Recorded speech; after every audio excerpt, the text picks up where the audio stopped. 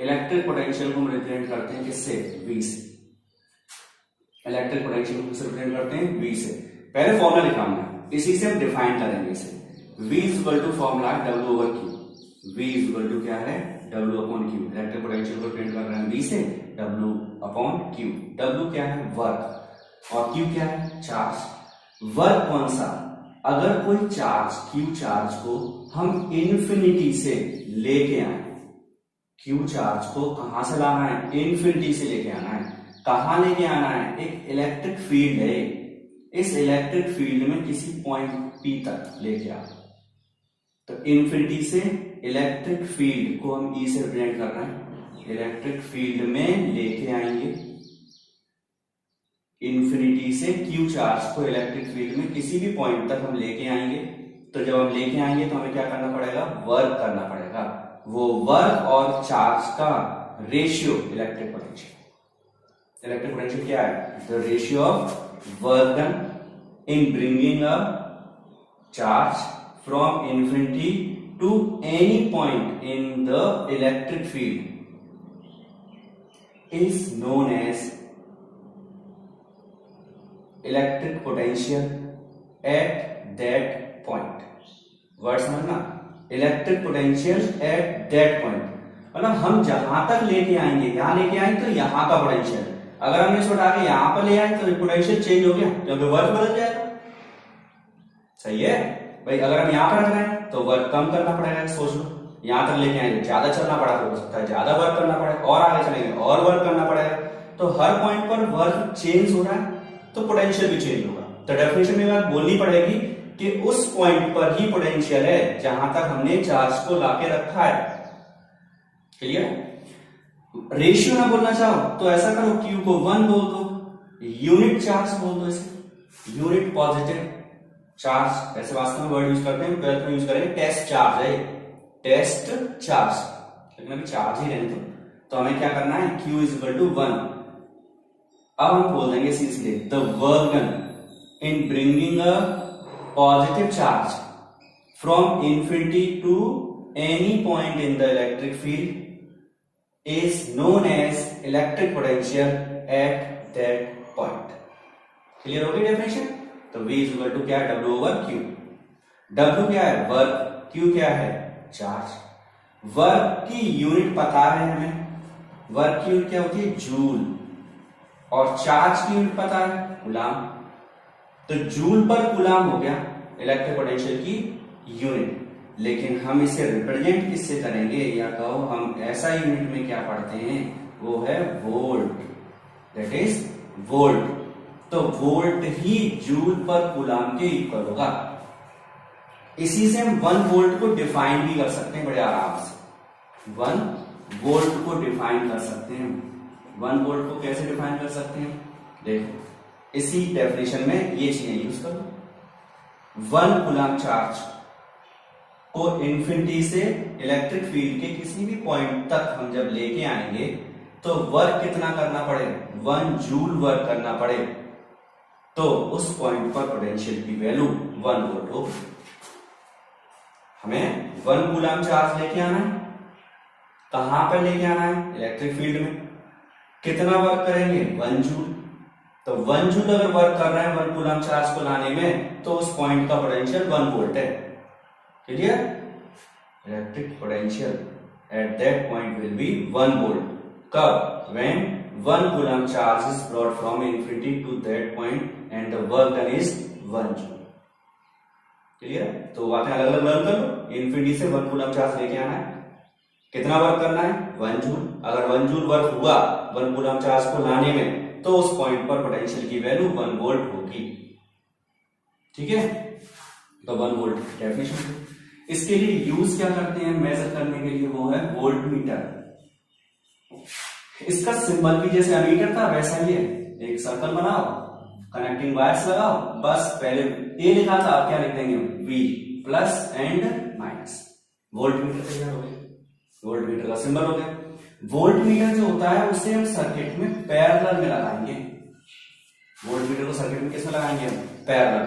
Volt meter को circuit में parallel में लगाएंगे। अमीटर को किसमें लगाया है? सीरीज। तो वोल्ट मीटर किसमें लगाते हैं? पैरेलल में लगाते हैं। अब वोल्ट मीटर को हमने पैरेलल लगा दिया सर्किट में, क्लियर? कैसे लगाएंगे? जैसे समझो, जैसे कि वही रेजिस्टेंस है हमारे पास में, इसे हमने किससे कनेक्ट कर दिया? सेल या बैटरी से, प्लस माइनस, इसमें अब करंट फ्लो होने लगेगा। करंट की वैल्यू कितनी होती है? आई। अब हमें क्या चाहिए? इसके अक्रॉस पोटेंशियल चाहिए, आर के। तो हम आर के पैरेलल हो गया इस तरह से, यहां पर हम लगा देंगे वोल्ट मीटर। ये पॉजिटिव है तो ये प्लस, ये निगेटिव है तो माइनस। ये रेजिस्टेंस का पैरेलल हो गया। तो वोल्ट मीटर कहां लगाएंगे हम? रेजिस्टेंस के पैरेलल, या कहो जिन पॉइंट्स के अक्रॉस पोटेंशियल चाहिए उस पर लगाएंगे हम पैरेलल, ठीक है? अमीटर किसमें लगाया? सीरीज। अमीटर सीरीज में लगाएंगे। दो बातें और लर्न कर लो अभी के अभी यहीं से। एक वोल्ट मीटर है, एक अमीटर है, दो वर्ड्स है हमारे पास। वोल्ट मीटर होना चाहिए जिसका रेजिस्टेंस हाई हो, अमीटर होना चाहिए जिसका रेजिस्टेंस लो। मतलब ऐसी डिवाइसेस हैं, या कहो कि अगर वोल्ट मीटर बना रहा है तो ऐसी इस तरह से बनाओ तो उसका रेजिस्टेंस बहुत ज्यादा हो, मैक्सिमम, मतलब इन्फिनिटी तक। आइडियल वोल्ट मीटर का रेजिस्टेंस इन्फिनिटी होगा। आइडियल हो नहीं सकता है लेकिन होना चाहिए इन्फिनिटी, तो हाई तो बोल सकते हैं उसे। जबकि अमीटर, आइडियल अमीटर का रेजिस्टेंस जीरो होना चाहिए। जीरो रेजिस्टेंस का कुछ नहीं, कुछ ना कुछ तो होगा उसका। तो अमीटर का रेजिस्टेंस कितना होना चाहिए? जीरो, आइडियल का। लेकिन जीरो हो नहीं सकता है तो हम बोल देंगे कि रेजिस्टेंस कितना होना चाहिए? लो रेजिस्टेंस होना चाहिए। तो अमीटर लो रेजिस्टेंस एपरेटस है और volt meter high resistance apparatus है। अमीटर को सर्किट में किस में लगाते हैं? सीरीज में। जबकि वोल्ट मीटर को सर्किट में किस में लगाते हैं? पैरेलल। हो गया ना? अमीटर को कहां लगाएंगे? सीरीज में। वोल्ट मीटर को कहां लगाएंगे? पैरेलल। अमीटर का रेजिस्टेंस कितना होगा?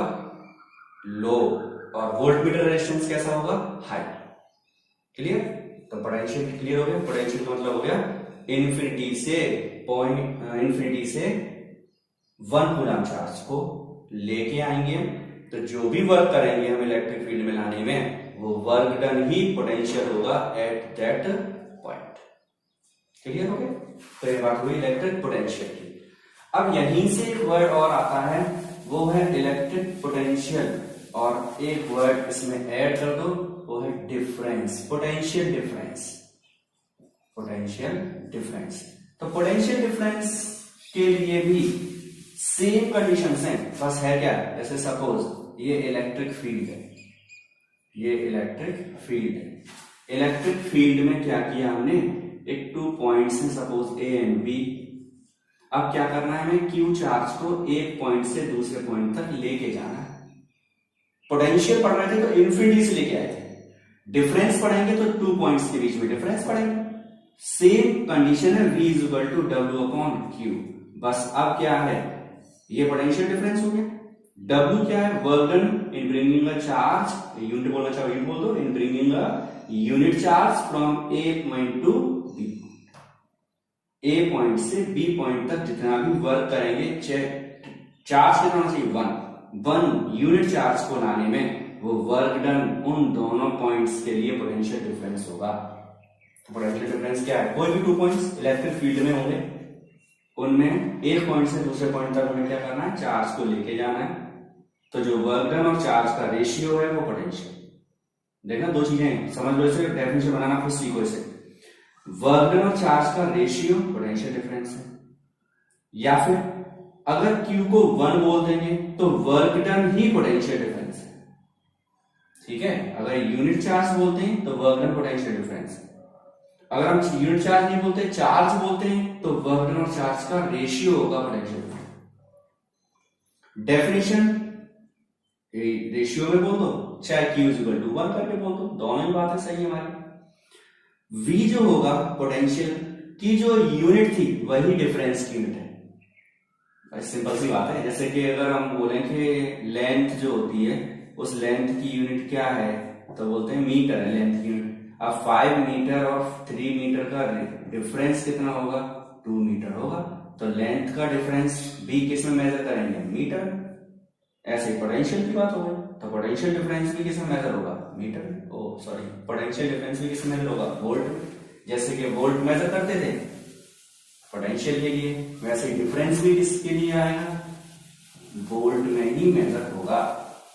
इसी डिफरेंस को समझने के लिए एक बात और ऐसे समझ सकते हैं, जैसे समझो आखिर हुआ क्या है वहां पर।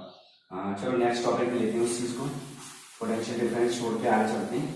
ऐसा करें, पोटेंशियल डिफरेंस से क्या होने वाला है वो समझो। मतलब हम कहें कि करंट जो था, हमने भी पढ़ा, करंट को मेजर किससे किया था हमने, अमीटर से। इलेक्ट्रिक करंट जब फ्लो होगा सर्किट में तो कैसे फ्लो होगा वो समझो। इलेक्ट्रिक करंट को फ्लो कराने से पहले एक काम कह सकते हैं, जैसे कि ऐसे सपोज करो एक टैंक है हमारे पास में, ठीक है, एक दूसरा टैंक है, ये दो टैंक्स हैं। अब क्या हुआ, इन दोनों को हमने किसी पाइप के थ्रू कनेक्ट कर दिया, हो गया। इसमें हमने पानी का जो लेवल है, वाटर लेवल, वो ज्यादा रखा और इसमें वाटर लेवल कैसा है, कम। इसमें जब वाटर लेवल हाई है, वाटर लेवल कैसा है, हाई, और इसमें वाटर लेवल कैसा है, लो। तो अब जनरल एकदम कॉमन सेंस की बात है कि पानी कहां से जाएगा, यहां से इधर चलाएगा। कब तक चलेगा, जब तक कि दोनों के दोनों इन वेसल्स में, इन कंटेनर्स में वाटर लेवल कैसी नहीं हो जाती है, इक्वल नहीं हो जाती है। वाटर लेवल कैसी नहीं हो जाती है, इक्वल। जैसे इक्वल हो जाएगी वैसे ही फ्लो ऑफ वाटर रुक जाएगा। क्लियर है बात। तो हाई है और लो है तो पानी चल रहा है। अगर दोनों की लेवल कैसी हो गई, सेम, तो क्या चलेगा पानी, नहीं चलेगा। यहां पर क्या हो रहा है, ये वाटर का फ्लो है, बोल सकते हैं flow of water, flow of water. इसी चीज को अब पोटेंशियल में सोचो, पानी भूल जाओ इसमें से, ऐसे सोचो पोटेंशियल है, यहां पर हाई पोटेंशियल है और यहां पर लो पोटेंशियल है। तो हाई पोटेंशियल और लो पोटेंशियल के बीच में क्या होगा, चार्ज का फ्लो होगा। हाई पोटेंशियल और लो पोटेंशियल के बीच में किसका फ्लो होगा, चार्ज। अगर चार्ज फ्लो होता रहेगा, कब तक, जब तक कि दोनों का पोटेंशियल कैसा नहीं हो जाता है, इक्वल नहीं हो जाता। और जब पोटेंशियल इक्वल हो जाएगा तो flow of charge, flow of charge रुक जाएगा। Flow of charge, the rate of flow of charge क्या है, करंट है। तो फिर मतलब क्या हुआ, पोटेंशियल डिफरेंस, पोटेंशियल डिफरेंस होने से ही चार्ज का फ्लो होगा या कहो करंट फ्लो होगा। अगर पोटेंशियल सेम हो गया तो चार्ज का फ्लो नहीं होगा, करंट भी फ्लो नहीं होगा। तो करंट कब फ्लो होगा, जब पोटेंशियल डिफरेंस होगा दो पॉइंट्स के बीच में। बहुत अच्छा पॉइंट है, एकदम सिंपल सा। अगर पोटेंशियल डिफरेंस है तो करंट फ्लो होगा, अगर पोटेंशियल डिफरेंस नहीं है तो करंट फ्लो नहीं होगा।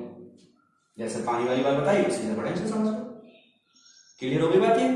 अब इसे पानी से छोड़ के सेल पे चलते हैं, लेकिन सेल में ऐसा समझो, जैसे हमने क्या किया, ये हमारे पास एक सेल बना लेते हैं, चाहे सिंपल सा बना, जैसे ये हमने ले ली इसकी नॉब और ये बना दिया, ये सेल बनके तैयार हो गया। तो ये बताइए, ये वाला जो है वो कौन सा है, पॉजिटिव, और ये कैसा है, निगेटिव।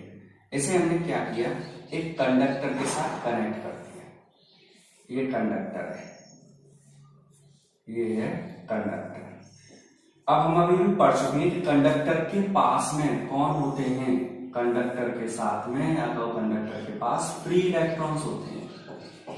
सही है, कंडक्टर के पास कौन होते हैं, फ्री इलेक्ट्रॉन। जब तक उसे किसी सेल या सोर्स, एनर्जी के सोर्स से कनेक्ट नहीं किया जाएगा, तब तक इलेक्ट्रॉन अपनी मर्जी से चलेंगे, क्योंकि वो तो फ्री है। कैसे हैं वो, फ्री। तो जब फ्री है तो वो रैंडम मोशन होते हैं, कहीं जहां मन आ रहा है वहां जाएंगे। तो मोशन कैसा है उनका, रैंडम।